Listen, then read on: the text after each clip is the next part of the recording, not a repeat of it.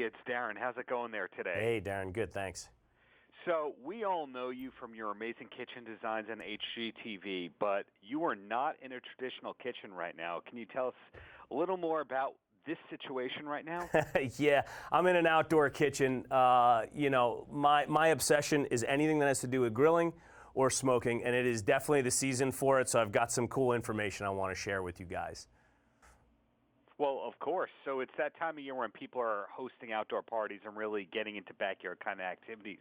So can you give me a tip or two or three about how to turn an outdoor space into a grilling haven of sorts? Yeah, for sure. So, and that's really it. You want that grilling haven. My key, or my goal rather, is always to limit the amount of running back and forth from indoors and outdoors that you need to do. That's what really starts to stifle all the fun you're supposed to be having. So whether you're starting from scratch and creating a new outdoor kitchen, or you've got something existing and you want to upgrade that or build more onto it, my recommendation is always start with the grill. The grill is your epicenter of your cooking lifestyle. So you really want to make sure you have the right tool for the job, you've got something you're comfortable working on, and then you can build your outdoor kitchen with accessories and additional furniture from there. And the nice thing is, whatever your budget, whatever your space, you can build this thing over time. An outdoor kitchen is much more modular than something like a fully built-in indoor kitchen.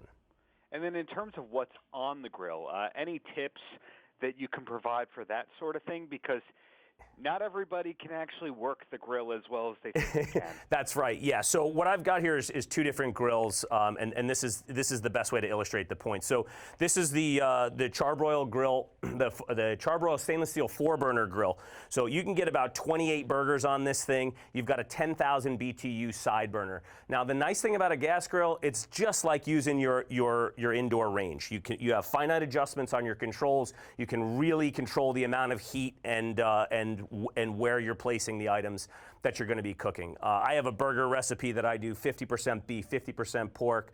I mince up some jalapenos and bring that heat, put it all in the mixture. So to be able to get 28 burgers at a time on here, to be able to toast some buns up top, is really fantastic. Now, coming from the gas, we come over to the lump charcoal. This is the Kamado Joe charcoal grill, ceramic grill. It is great for grilling, and it is also incredible for smoking. The ceramic actually holds an absolute ton of heat. It's super insulated and holds your heat for a very, very long time.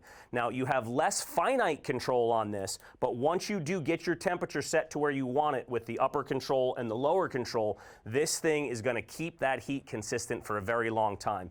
You're using lump charcoal in here. It'll burn for up to 18 hours. So if you're going to smoke something like, a 10-pound pork butt that's going to take 8 to 12 hours, you don't have to go in there futz with the charcoal, relight it. You're using the all-natural lump charcoal, and that's going to really, help keep that consistent heat going for the entire time. Right. I like your use of the word futz, and reminds me of talking to somebody else. Listen, I'm very technical, very technical.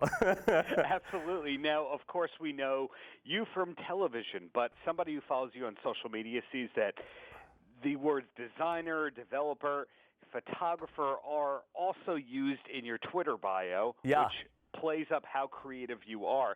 And I'm curious what your transition was from being a person that co-owned a construction-related company to being an all-around kind of guy. Yeah, honestly, we really tripped into television, my cousin and I.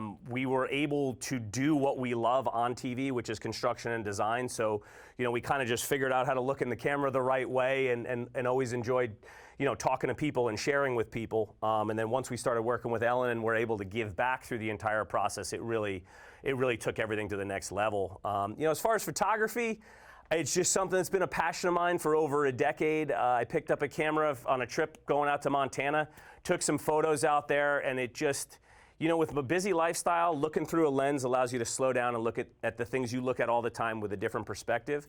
And it's just something I really enjoy.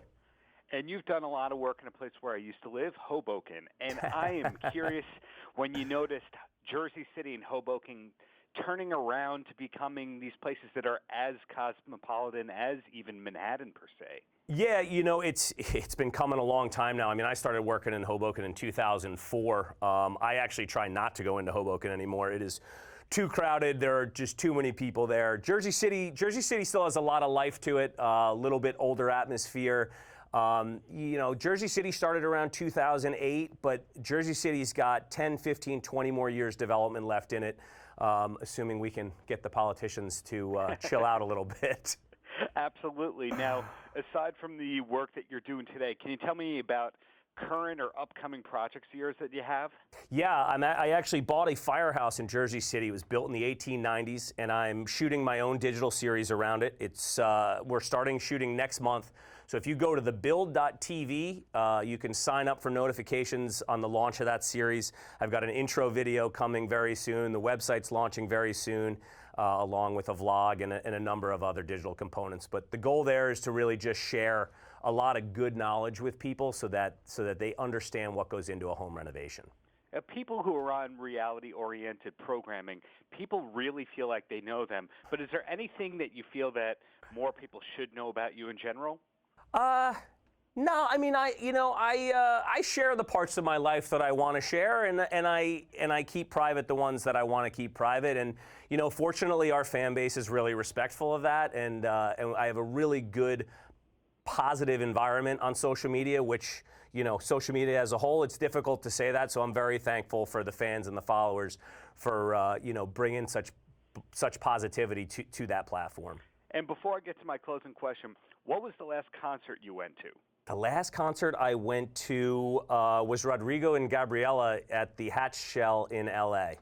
Absolutely incredible pair of guitarists. If you don't know them, I highly recommend checking them out. Great summer music for grilling too, by the way. So way to bring it all together. Yeah, man. And in closing, any last words for the kids?